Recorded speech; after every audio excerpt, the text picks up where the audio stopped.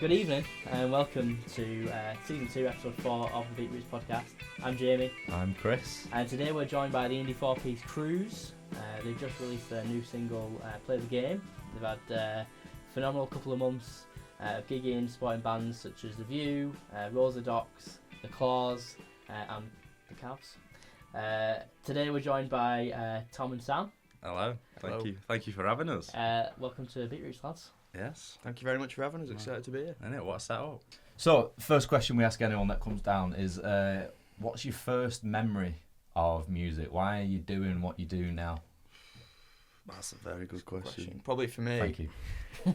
I have a vivid memory of my dad going into a shop and me sat in the car and him coming back with a Hot Fuss Killers album and Time Flies Oasis, and then remember he just used to put them two CDs on repeat for like 5 or 6 years, so all them tunes just engraved into me from a very young age.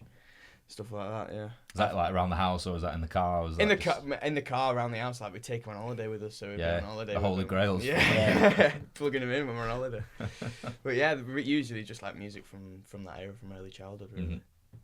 I think for me it sort of started from like my mum and dad just always playing music like in the car, like Eagles. My mum absolutely loves the Eagles. Oh, nice. Yeah. And she just plays it non-stop. Dad was more stuff like Paul Weller, big Paul Weller fan. Uh-huh. And then to actually start music, I think it was just at primary school, like it was an opportunity to get out of the lessons and, you know, join and play guitar. So that's just when I first started picking it up. Mm-hmm. So I think it's always been there. But yeah, it was just unlocking it, really. Yeah. So do you both play instruments? So you Both play guitar, don't we? Yeah. So why did you pick up the guitar in the first Well, place? I started playing guitar, must have been like year 2. I did it for about 6 months and then stopped. And then I started again and was about 12. I did it till about 14. I did I came into Manchester for like an exam for it. I did the one before grade 1, so you have to do like the base level first. Okay, so yeah. I came in, did that, and then that was about as far as I got with that. Smashed it completely. completely. and then picked it up again. I must have been about 16, 17, and then because my birthday's like August, so all my mates were turning 18 before me, so they were all going out. So when they were going out, I had nothing better to do, so I was to stay in and just play on my guitar. And that's pretty much where I fell in love with the guitar. I think I picked up the guitar because it was just like one of the first only ones that you could sort of do at primary school. Yeah. Like we had a teacher that came in. So I started doing that until I finished primary school, and then we went around the house in year 7 and 8, and then I sort of dipped. You know, you'd sort of, no one else is doing that. Yeah. Is either that or the recorder? Yeah, I was thinking, oh God, yeah, the recorder. 3 blind mice. So yeah, it dipped off a bit. I started lessons with someone at high school, but he was trying to do the grade stuff, and I don't think it was for me really. Yeah. And then I think it was just at uni when I met you that we sort of picked it. Yeah, because you weren't really actively playing it when I was playing, were you? And then No, first year of uni I didn't take the guitar. Second year I brought it, but I didn't. We dabbled a bit, and then we don't really put it down much now. No, and then it's just everywhere and in every room in the house now. Yeah, all the time. So is that how you know each other then from uni? Yeah. We first it was like friends of friends. Friends of friends, yeah. So like we'll be so like we used to go out and stuff with like the group of people, then we'd like have the same interest in the same music that was on, and we'd pick up on that. Then like let's say like and afters or whatever, we'd just be in the corner listening to like Oasis or Arctic Monkeys or whatever. People doing whatever in the other corner. They had that other crap on. Watching Countdown and stuff. Yeah, pretty much. So did you meet the other two? Was that at uni as well? Yeah, sort of. So Jamie was again a mate of a mate. We were sort of like looking for a bass player at this point, like because we sent bits back and forth, and then we were like, oh, we can actually sort of make this work, you know, and take it next level, don't we? Yeah, and add people in. And then we had a drummer before Ethan, who we found off like one of the Facebook group chats sort of thing. But then he left to Australia, so we found Ethan. Jamie used to work at Sheffield O2. Right, okay. And he was just randomly like talking to a mate there, and he was like, oh, do you know anyone that plays drums? And he was like, oh, I remember this lad like in year 8 or something play drums. Not spoken to him since. Just randomly dropped him a message and was like, are you still playing? He was like, yeah. So that's how we got Ethan in. So yeah. It like all fell into place really, didn't it? Because for a good few months, we were like on these websites like find a musician. Oh, it's there's an a lot of absolute stuff. Yeah. nightmare. Yeah. But yeah, but it's just like that's when it falls in place when you know people that know people. And it Yeah, just yeah. comes Same together sort as of well. age as well. And which because is it's like good. natural as well, it's not like when you meet someone off the website or whatever, when you're trying to get a band together, it might be a bit awkward that first interaction. But we meet everyone at a Lamb Cordial concert, didn't we? Jamie got us in for free at the O2. Yeah, that was our first like big do, wasn't it? Lamb, the First Australian band outing. Yeah. It was, Ethan already had tickets with a mate, and then we were like, "Oh, are you Yeah. going?" And then Jamie went and he started getting everyone pints and stuff, and he got alright. Telling off, didn't he? yeah. He was just coming around going, "He wants a pint." He's He's at a- work. He's on he's an shift. and Absolute whatnot. menace. He just started like he wasn't working, was he? No. He just jumped behind the bar and just started Yeah. pouring him pints. and stuff. Beers were flowing on that first Yeah. meal. He's a great character. He's a great character. But yeah. So, at the time of release of the podcast, your new single, Play the Game, was released last week. Oh. Your last release before this one was 2023. Yes. So tell us about this track that you've just released. What studio did you work with? So I think we did. It was a bit of a different approach, really, because we did the EP in 2023, and it was just so much work and like pushing it out and the whole Yeah. campaign behind it that we really wanted to give it time before we started something else. We've been playing Play the Game live for probably like a year now. Yeah, Okay, just yeah. under a year. So we were like, right, for this one, next single needs to be big, sort of not necessarily like new direction, but I think just in all elements of stuff. So I was just like looking at who other people were like recording with and who we liked. So I'm a big fan of like the Royston Club. We all sort of are. Not that we wanted the music to go sort of in that direction. It's a bit of a different genre. But we came across Alex Quinn, who did their album. So we just dropped him a message on Instagram, and he was like, "Yeah, I'd love to have you in," sort of thing. I think he. Powell Street. Yes, Kempston Street now. Right. Okay. So they just moved. Well, I think they moved like a year and Yeah, I a bit think ago. so, a year ago. Yeah. And we got on really. It It was really good actually. It just sort of clicked like when we straight went away. in, and he's brilliant. Like we went in with what we thought was like a finished sort of song, and he just knows. Picked it apart, didn't he, and just made it a bit better. Yeah, Made it well, a bit better, the thing is, I Made it a lot think he knows. Like he said, the song's really good, like for a live song. But he said, like for like a studio, do you know what I mean? Like you need. Some did, people say about a hook in the first. Yeah. Yeah. He did a lottery winners album, didn't he? So when he was like telling us, "Oh, this would sound good," we're all there like, Yeah. put that in, mate. Do what you want. And you were someone that knows their craft as well as Alex mate, Quinn just let does. them work. Just let them Yeah. do He's what an they want. absolute wizard. Like some of the stuff, and I think he proper got behind it as well. I thought he was invested into Yeah. it. He wanted to make it a good song, didn't he? As well, he was like, "We're gonna make this a proper tune." So yeah, it was brilliant. And Well, it was like a fifth member of a band, wasn't it, for a couple of days? yeah, And that's he's a what you really, want, innit? he's That's a it. really good. What's it been like then in like other studios? Have you had a similar kind of input, or is it been completely different? Well, we did our EP at Nave Studios in Leeds, and that was a little bit different. I'd say the producer, I think it was Danny, his name was. He wasn't as hands-on as Alex was, whereas Alex was like picking up instruments and trying different things out, whereas Danny was like, we came to him with what we had, and he got that down. He did a great job of it, but he wasn't as nitpicky as Alex was, which is what we wanted. This time Yeah, around, I think as well, because it was like we did the earlier singles at Warren Studios in Sheffield, which was just like a local one.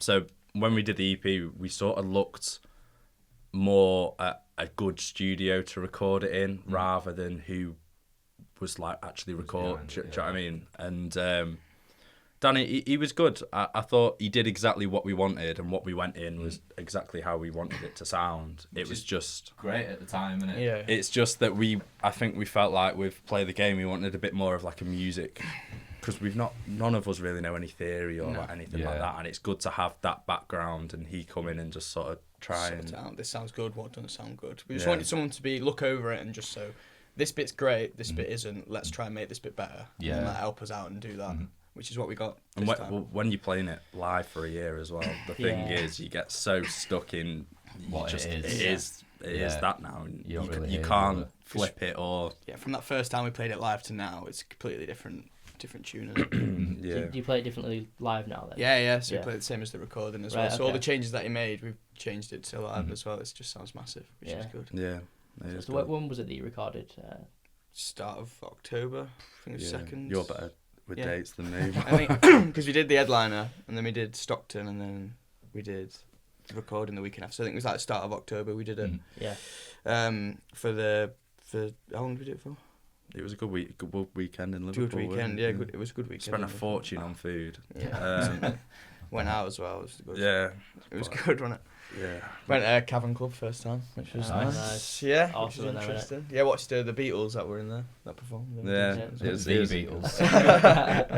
Yeah, the closest we're gonna get. Yeah, it's doing a comeback show. Okay, so we've noticed we're having a bit of a look on your Instagram, and we noticed you've deleted all your photos on there, and there's only 3 black and white photos on there at the moment. Is there a reason for this? Is there a potential?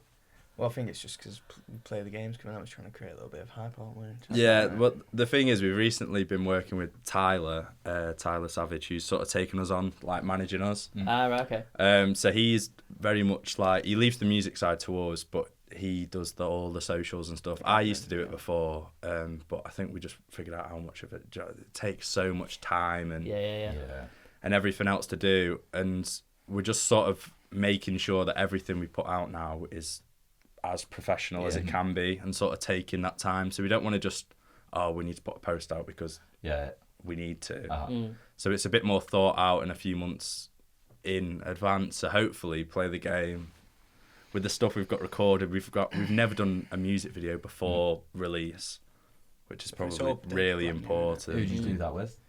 With Tyler and that was with Neil. Who he works with, so it's under Aggressive Management, they're called. Right. Okay. So it's Neil Hargreaves. Yeah, that's his name, and Tyler Savage. And Tyler. But it was brilliant, to be fair. We had like an empty sort of work. Yeah, this new unit that they'd done up in Kelham in Sheffield, and they'd hired it out for the day, and it was just dead brand new on it. And they blacked it out, got smoke machines on, proper rigged it. We couldn't believe how good it looked at the end of it, because we played Broodnell on the Friday. Did London on the Saturday. We back at 4 a.m. and got up at, I think we were up at 8, and to get back out for to get the video done, and it was a full day. We didn't get back till about 6. Some tired eyes out there. Yeah, I think that's but it was a great. You come out of the weekend, it was just a great weekend. It's like loads of stories and stuff. It's always worth it, I think. I remember that Monday morning at work, and I was like, literally, look. Yeah. But it was good crack. You got a bit of the blues then as well. Yeah, definitely. Yeah, because you just come off and I want to do that again. Yeah, definitely. Back down to earth. Yeah. So are you trying to like create not a new image now, but you're trying to create a bit like a themed image? Cause I've noticed all the artwork. I don't remember what the artworks were, but were they always the black and white, handwritten white? Were they? Sort of. Well, they look like they've created a theme leading up to now. Yeah. So I wasn't sure if that was. Well, we had the black and white from the start. Yeah. Which is just something we went with because the logo is black and white. So go with it. But I think now it's just like defining the image. So I think we're looking at still keeping the black and white sort of image and keeping that like darkish sort of look, but also incorporating it with what the song means as well. So like just moving along with the song. So the image itself would be the same as what the song means essentially. Yeah, I think initially, I think I and a few of us were panicking because we've not released anything this year.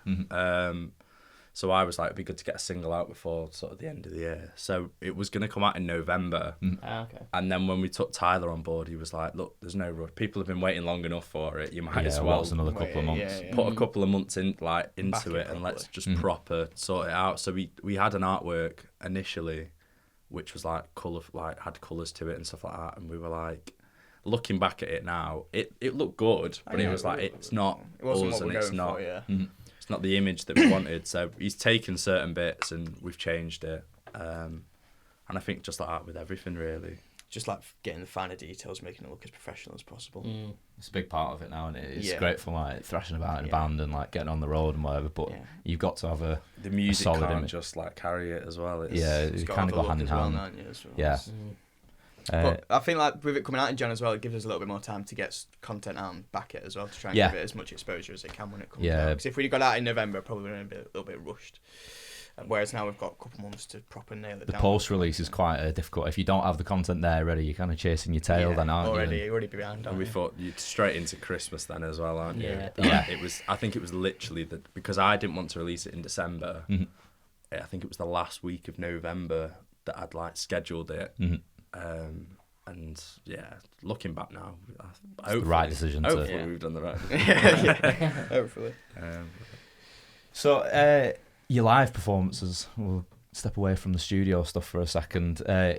Every time we've gigged with you and like all the photos that go up, like, you have a pretty solid following, a pretty rowdy following. You know, like, everyone seems to know the words. Everyone seems to know the fan favourite songs that when they start off.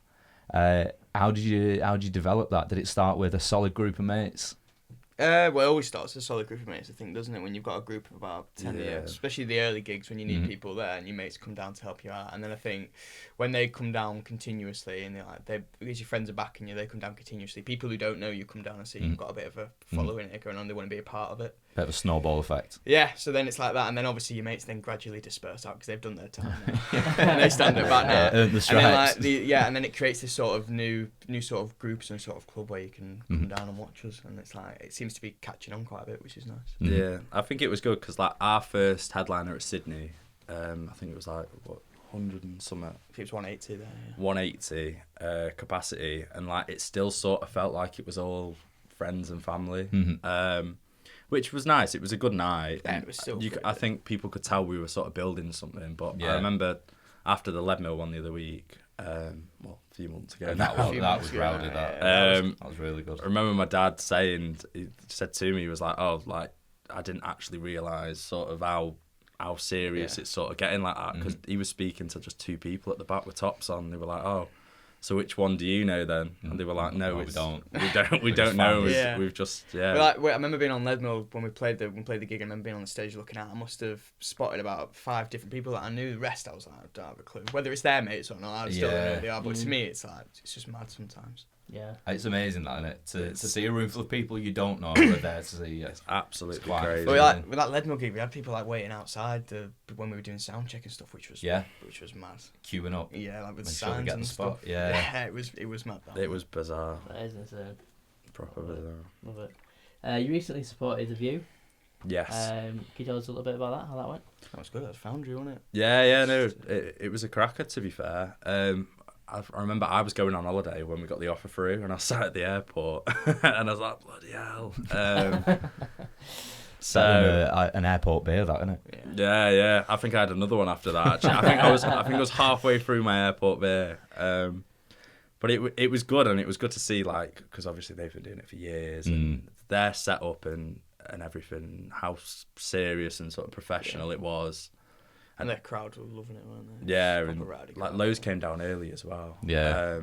I was gonna say there was a woman that came from Japan to watch him. Really? And we bumped. She was at Leadmill when we spotted the Claws, like a few weeks ago, and she came up to us. She was down in front, giving it a big one. Wow. And she like knew our tunes, but through The View. That's cool. So when we were speaking to her, we got a picture. I've got a picture on my phone with her, but. I think it's good to see like that because I think it's a bit of a different audience, The View, as well. It's sort of like an older...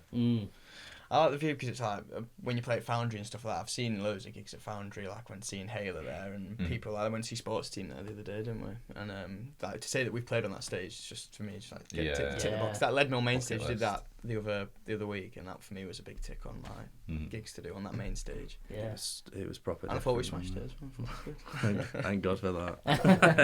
It's always a good. Like, every time we've played with you, it's always it's like a well-oiled machine. Yeah, it doesn't sound the most exciting thing to say, but it is to watch a band that look like they're playing off each other. They've got a great set, a lively set. You got dynamics in the set as well. You can't like slow it down and pick it back up. It's good. We practice it, don't we? We try and get it now. Yeah. It's like when you do it and you practice it, and obviously we've had the same sort of set that we've been playing. We've changed different bits and we've added different bits in. You got to keep it fresh for you as well, don't you? Yeah, because sometimes you're a bit like the same 20-30 minutes, but I think it's so worth putting in the sort of groundwork so that you've got. It's like you don't even think about it. I'm on stage thinking about like tin of beans or whatever. Yeah, and you can just enjoy it more as well. Like you can get into the prance about a bit more. You just have a great time. You're not thinking about the. What chord's coming next, and I need to remember to do this part. You can just get about. And then after every song, you get a big cheer and whatnot. Then it's like, well, let's just keep going then, and just keep keeping at the same energy. Yeah. Nice. Sweet. We've got a game to play. Oh. So these are true or false games about music. So we call it myth or riff. Okay. God, So the they're all pressure's on music there. related. No pressure. Well, there is a leaderboard. There is a leaderboard. Oh God. Yeah. Okay. So first one. Britney Spears, her debut album was recorded entirely in her garage. Is that a riff or myth? Would you say? First album, she wouldn't have been that big then. My missus is going to be screaming because she's a massive Britney Spears fan. But Really? I want to say myth. yeah. Yeah. Only because it's her first album, right? Yeah. Maybe she got funds from Go on, we'll go with that. Yeah, go on, we're a myth. Myth. Yeah, it is a myth. Get it. Yeah. 1 for 1. 1 for 1. Get in. So, question 2. Avicii's stage name means lowest level of hell in Buddhism. Sounds like something he'd do, to be fair. Do you reckon? I don't know, it's going to be something weird, isn't it? His name's not on birth certificate of each, is it? You look like an Avicii. I don't think the Swedes are big Buddhists though. Or whether was it maybe it might have been an accident. No, because he's picked that stage name. It'd be something cool, so people go away and think about it, what that name is. Are we going riff then? Yeah, go on, go riff. Riff. It is a riff. Come on, I'm 2 for 2, Yeah. on fire. I just shut up. Okay, third question. Elton John has a custom piano in almost every colour imaginable. I think that's a massive storage problem. Yeah, You think the But do you think- practicalities of this? But do you think Elton John will have storage problems? I think he could, if he wanted, he could have every shade. Yeah, I think that. I wouldn't put it past him. I think there's certain colours he wouldn't I want. know, but also would there not be a specific number of colours? In fact, they've said that there's Do you think he owns a Dulux colour chart? Yeah, And he wants on that one. I'm tempted to go myth. Go on then, we'll go myth. That one is a riff. Oh, I don't know how many colours there is, but Yeah, you just- must just stick like you know, just how sort big is this room? well, 4 different shades of It's got blue. Yeah. that much Could have money. different containers. floors, could he? So, question 4. Beyonce once refused to perform unless all the lights in her dressing room were blue.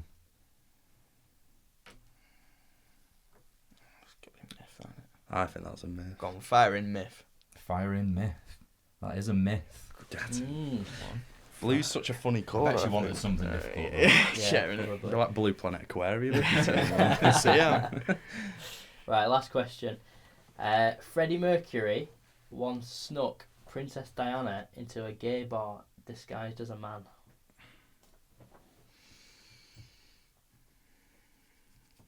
I don't know, I feel like that could be true. I feel like that could be Yeah. true as well. Yeah, go on. Riff. Correct. Come Wow. on. Joint So, top. yeah. Oh, we One could have had was 6 that. or 6. Sorry. Yeah, so Good you're... effort, that. Yeah, very good effort. So you're joint top of the leaderboard with John Denton. John Denton Happy with and Dreaming of Citra. Lovely, happy with that. I think someone's going to get 6 for 6. Well, yeah. 5 for 5. 5 for 5. No one will get 6 for 6. No. It's only 5 questions. That makes sense. We might have to have a tiebreaker at the end. I think we might have to. Yeah. Yeah. Yeah. For this rate. Right, so Back to the serious stuff. Back to the serious stuff. so tell us a little bit about the writing process. Obviously, you've had about a year between releases. Has it evolved in that time? Yeah, I think so. So we used to start with like me and him just sending each other stuff. So it'd be he'd send me across a riff, Mhm. then I'd like, put words to it, add some chords to it, or I'd send him like some chords and a melody I've got and he'd add a riff to that, and then we just create the song from that.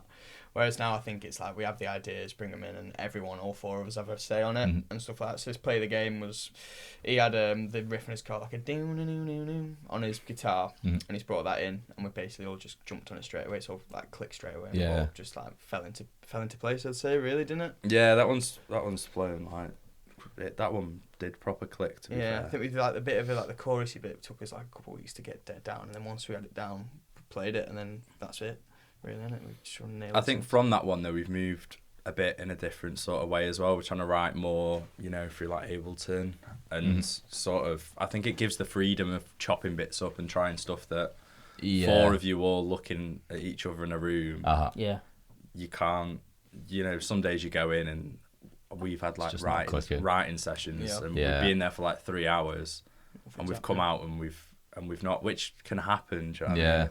Or you start going down like the wrong alley and bits like that. So I think we're trying to write different now for the newer stuff.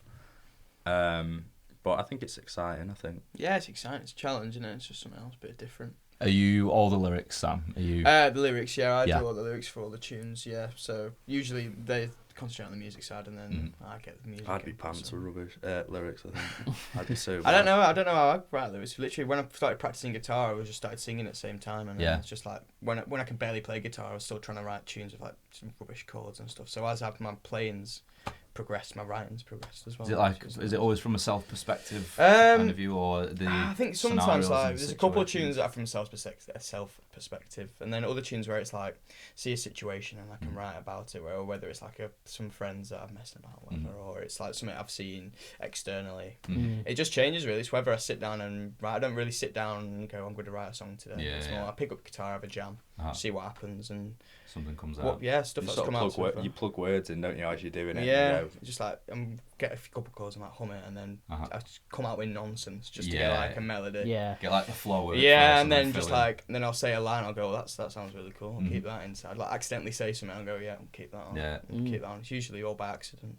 Happy accident. So, being from Sheffield, obviously a lot of great acts, artists, bands from over the years. Has it ever been like because I'm not from Manchester, but being in a Manchester band, sometimes you get the comparison of the greats from the city. Is it ever something that you've actively tried to avoid or purposefully lean into in certain aspects? Does it bother you at all? I don't think it bothers us, only because that's who we listen to. Like, I think, especially when we started, we were definitely leaning into like the Arctic Monkeys type route. But I think that's just because that's who we're listening to, and that's who we wanted to be. Yeah, like, I think that being true to yourself. I think as well the energy that they had on them. We just their first tunes. When you want a crowd in that room and you want music very similar to sort of get that reaction. Whereas now we're like going in taking what we've learned and what we've got from that, and then turn it into our own and making it more original, which is definitely, I think we've played the game, I think it's definitely almost original work today. I think from like everyone being all over as well, it's a bit different. So like we're a Sheffield uni band. Ethan's our token member, but like with you being from like Warrington way and whatnot, we've had comparisons to like Viola Beach and stuff like that, rather than more of the Sheffield stuff, which is good. Fair enough, But we've all got like loads of different influences. Jamie doesn't listen to any indie rock. We get quite a few Stereophonics comparisons, which I quite like, because I like Stereophonics. Kelly Jones, I can get that. Yeah, that came off Isle of Wight, and people were like a Kelly Jones. I was like, oh, nice one. Worst things to be called. I love Stereophonics. We'll take that. Yeah. All sorts, really. But yeah, definitely, like, people comparing us to like Monkeys and but I think that's the sort of crowd as well. That sort of crowd is like what we're trying to get as well. So like, appeal to. We want to be that new era. Yeah. Fair enough. Yeah. So cast your minds way back. Where was your first ever gig that you performed? That was the Primrose in Leeds. That was the Primrose in Leeds. Yeah. How did that one go? Interesting. It sounds pubby. Turned up, pub, scaffolding all the way around. Didn't know if it were open. Walked in, about 4 people there. I was regulars. I remember in the other room, we were just like, we're playing tonight. Yeah, you need to see him in the room next to. Like, went round. He's got a pint on his table. Like, you ready for band? Yeah, that's us. And then you had this fog machine, and it just constantly was just blasting you. And it was only a little smallish room, like dead low ceiling. We brought about 10 of us, didn't we? Just our mates and whatnot. We just packed out that room because it was 10 of us all you needed to pack out the room. It was down. And then Ethan didn't have a drum stool, so he was sat on a bloody bar stool.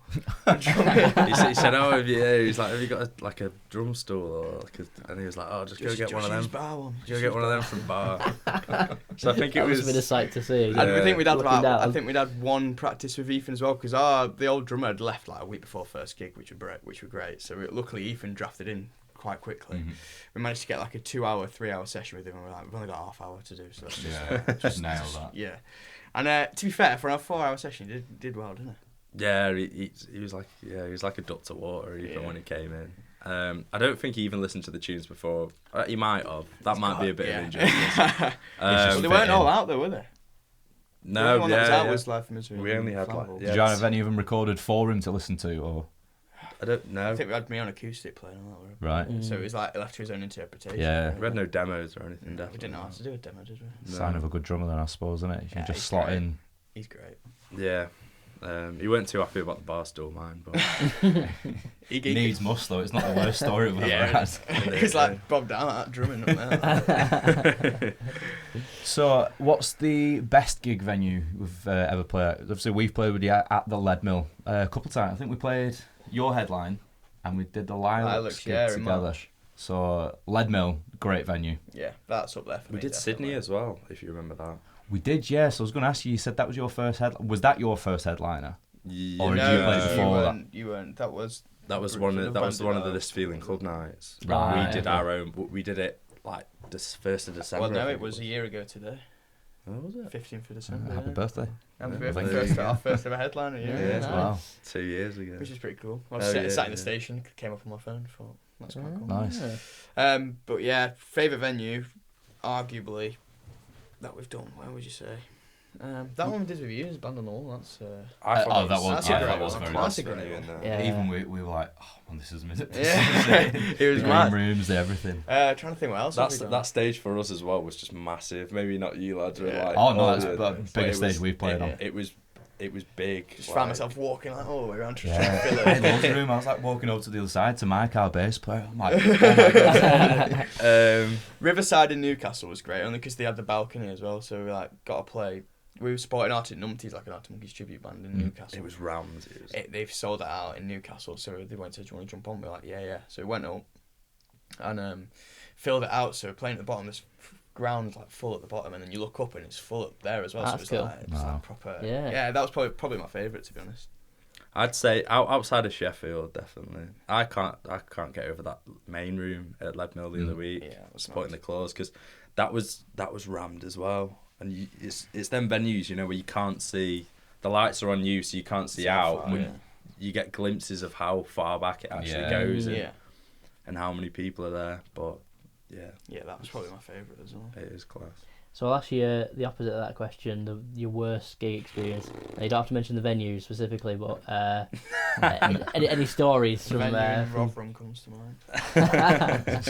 Now We've that been, down. we've been out night before, and then we were recording the next day, so we were already a bit knackered in the studio, and then we like got this opportunity place gig in Rotherham, like yeah.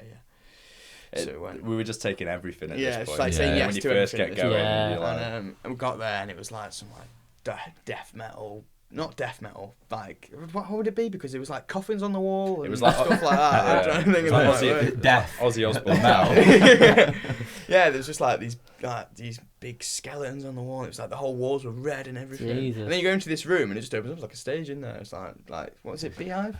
Yeah, bit more yeah. inviting. I think, to be fair, the venue for that sort of music is like bang on. Yeah. And it was quite a good setup. It was just the fact that we weren't all for went the out. demographic. I think we went out for was it the Friday. Saturday? Yeah, we went out played? Friday and then we were in Saturday, Sunday, but on the Friday we went out. Saturday we were in the studio, and then Gig we Saturday had to night. leave the studio and go and do this gig in Rotherham. So we're all hungover, Yeah. like we're all knackered, Mhm. and it was just a bit of a. And then there was this guy who was like, obviously you love this about other gigs and stuff, and he had his camcorder out and he was filming everything, and there was just so many bad notes, and it was just. And he was there with camera at front and we were playing around. But luckily, there were only about 4 people there, so it wasn't Yeah. just the fact he put it on. He must have listened to it back and gone, yeah, and put it on YouTube. And it was- Cheers, mate. It was class. It was pinging up the Yeah. next day. Cheers, mate. It was pinging up the next day, and I was like, I can't believe it. It's funny that though, like, It was 'cause funny. on stage you notice all of your mistakes, don't you? Yeah. Like, you'll have noticed all of your bad notes, like it's. But people in the crowd, when sometimes like we've come off stage, I'm sure you have yourself. You think, oh, rubbish, And yeah. rubbish, that's worst I've ever played, worst gig, and then people come up to you and say that was amazing, really Yeah. enjoyed that. And you think, what were you watching? Yeah, Yeah. They just don't pick up, do they? And like, because you're dead nitpicky with yourself, aren't Yeah. you? But then people like won't even second look at Mm. if you make a mistake or whatever, will they? Mm. Which is nice. Very nice. If they were as picky as us, you'd be like, yeah, oh, right. God. Yeah. Be a tough world. I know. But other than that, I don't think so. We may have walked past one venue on the way here. Yeah, that one always comes to my head. That one. We had to do where a support band nicked Jamie's bass. Yeah. Oh, really? That was So it. That was it off the square. Yeah. That was off the square down the road. He Wow. was on the other side of Manchester about to go on. Where's the bass?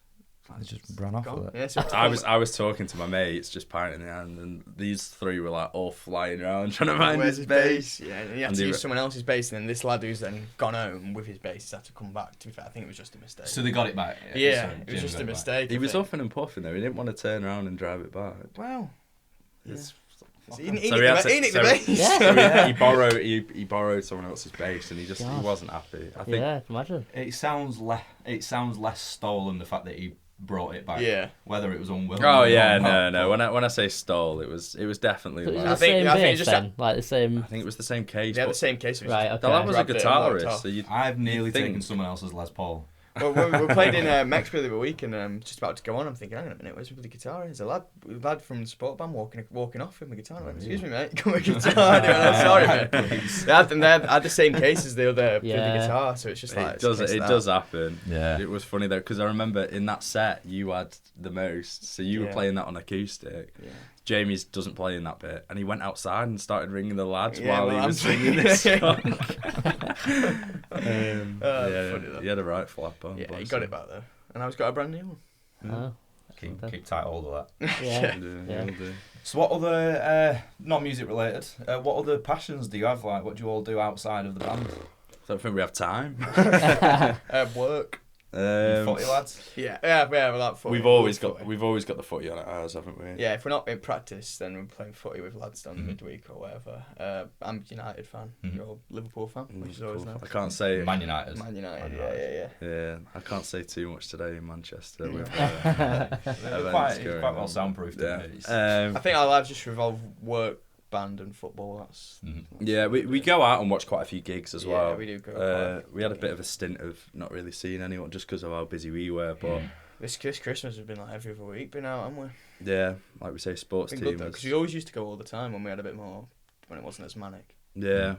Do you all go together? It's like Tried to, don't we? But We some, tend like, me and to. him just went the other day, just us two down to watch sports team at Foundry, Mm. and then like the other week we went with our missus, didn't we, to watch Cortinas. Then a big group of like 10 of us went and watched Blossoms the other week. as well, Cortinas so- at Leadmill. That's in mad, that yeah. main room. It was crazy. It was wasn't really good. Yeah, we had a great sounds like stint. it's too small of a venue to. It was crap. House It was that like proper many people. sardines, proper Yeah. sardines. Wasn't It it? was, yeah, but It didn't come on until about 10:30.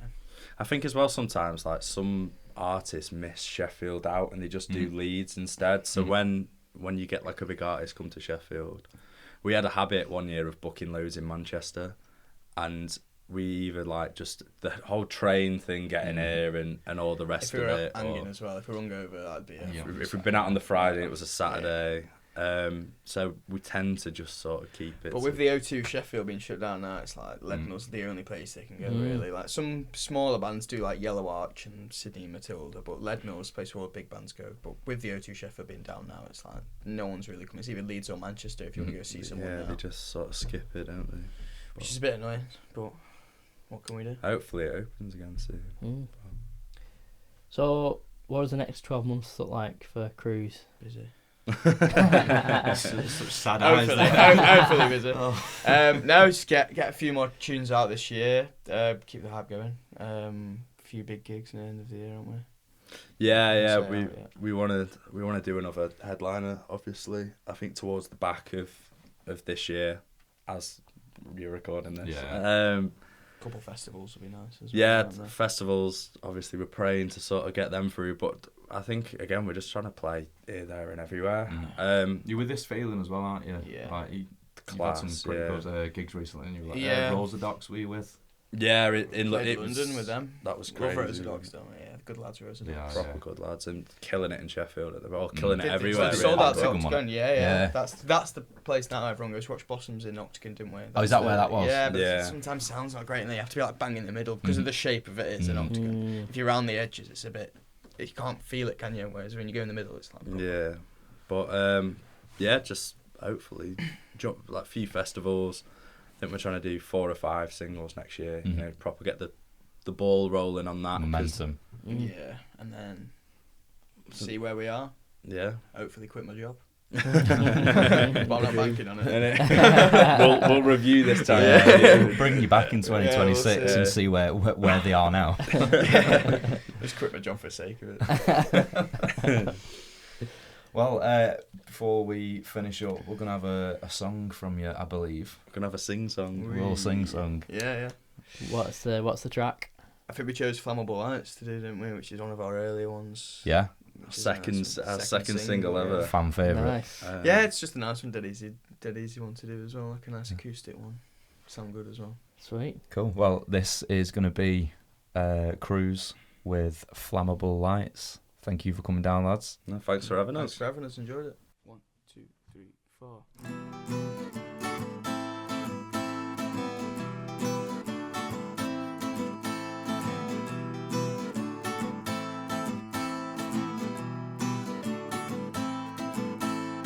Flammable lights in the evening, I can see you're still steaming.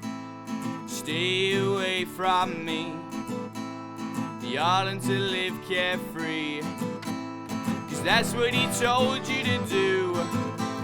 He's jealous of me and you, but now it seems as though the lights have changed, and I can't explain this feeling.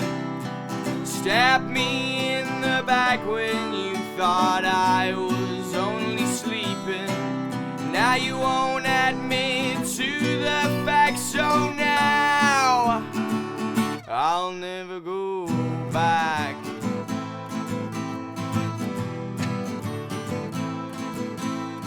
Flammable lights in the evening, your feelings are too revealing. See it in your eyes, filled with deadly despise. But now you're all on your own. I've taken over the throne, but now it seems as though the lights have changed, and I can't explain this feeling. Stabbed me in the back when you thought I was only sleeping. Now you won't admit to the fact, so now I'll never go back.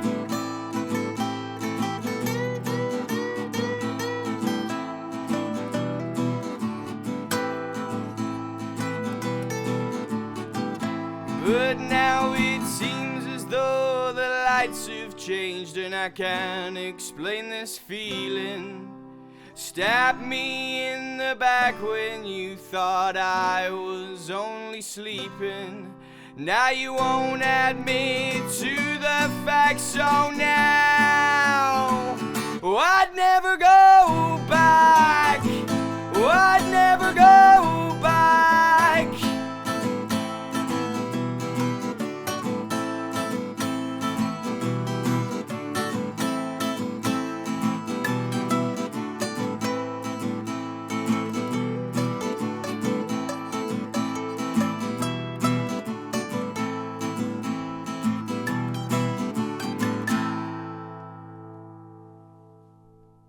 So that was Flammable Lights by Cruz. Really enjoyed that. See why it's a fan favourite. Thanks for playing for us, and yeah, we'll see you all again, I'm sure. Yeah, man. Thank you very much for having us. Loved it. You're very welcome. Thanks for coming Catch down. you soon, yeah. Thank you. This has been season 2, episode 4 of the Beatroots podcast. Join us next week. We are joined by Def.